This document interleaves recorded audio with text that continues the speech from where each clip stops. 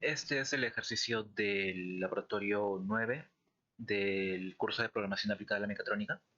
En este ejercicio vamos a ver el protocolo UDP, que sirve para entablar una comunicación y enviar datos de un servidor a un cliente mediante una red local. Todo esto se va a realizar mediante el LabVIEW. Dentro del servidor tenemos un control de tipo string para introducir la red, la IP, mejor dicho. Luego tenemos un control numérico para introducir el puerto remoto y un puerto local. Luego un canop para configurar la amplitud de los datos que vamos a enviar del servidor al cliente. Y un botón de stop para finalizar el servidor. De parte del cliente tenemos un waveform chart para graficar los datos que envía el servidor. Y acá tengo un pequeño panel para mostrar la dirección IP a la cual se va a conectar el recibidor y el puerto remoto. Acá tenemos para introducir el puerto local, el cual será el mismo que introducimos en el puerto remoto del servidor.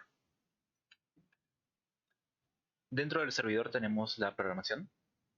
Esta programación se explica mejor en el informe que se va a presentar, pero acá un pequeño repaso. Primero iniciamos la comunicación con el UDP Open, le colocamos el local port. Cuando se haya iniciado la comunicación, luego pasaremos a la función de UDP write para escribir los datos, es decir, los datos que vamos a enviar mediante esta pequeña programación.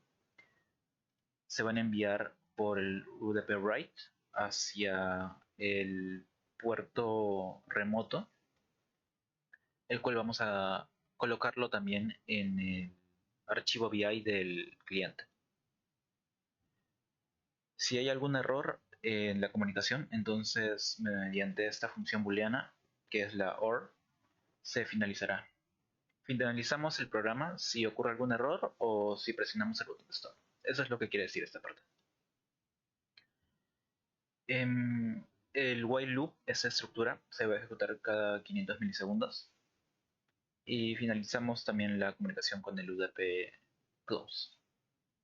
Si hay algún error, entonces, si hay algún error, se enviará una señal de error por este cablecito para ejecutar un mensaje de error. Luego, en el archivo BI del cliente, tenemos también la programación. Iniciamos la comunicación con el UDP Open. Luego, con el UDP Read, vamos a leer los datos que se envían por el puerto. Se va a mostrar la dirección IP y el puerto remoto a la cual se está conectado.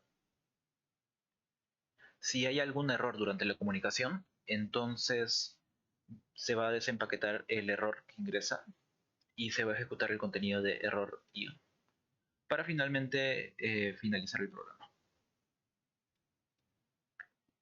Si ocurre todo como se espera, si no hay ningún error, entonces los datos de UDP read se van a enviar por esta función, lo cual va a hacer que los datos que se envían por UDP read están en tipo string.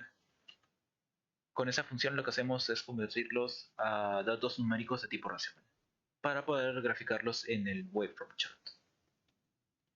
Igualmente acá tenemos una pequeña programación para finalizar el programa, para finalizar la estructura del while loop. Y con el UDP close finalizamos la ejecución de la comunicación UDP.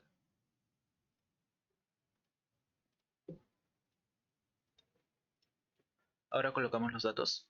En este caso yo voy a correr los dos programas en una misma computadora, por lo cual voy a colocar simplemente en localhost. Sin embargo, si se quiere ejecutar este programa, el servidor, en una computadora diferente, entonces se tendría que colocar la dirección IP de la red. Acá vamos a colocar el puerto local, perdón, el puerto remoto. Voy a usar el 61557 y para puerto local 61556. En el cliente recordar que se tiene que colocar el local port, el cual es el mismo que el puerto remoto. Y cuando ya se hayan colocado los datos, ahora sí puedo correr el programa. Primero el servidor y luego el cliente. Como vemos ya se está enviando los datos y mediante Ducanup, como había dicho anteriormente, se pueden configurar para ampliar los datos que se envían. Si lo pongo al máximo, vemos que ha habido un pequeño brinco y el dato de acá se amplia. Podemos disminuirlo o bajarlo. Ahora, para finalizar el programa, simplemente se le da stop, finaliza el servidor y se deja de enviar datos al cliente. Y también finalizamos el cliente.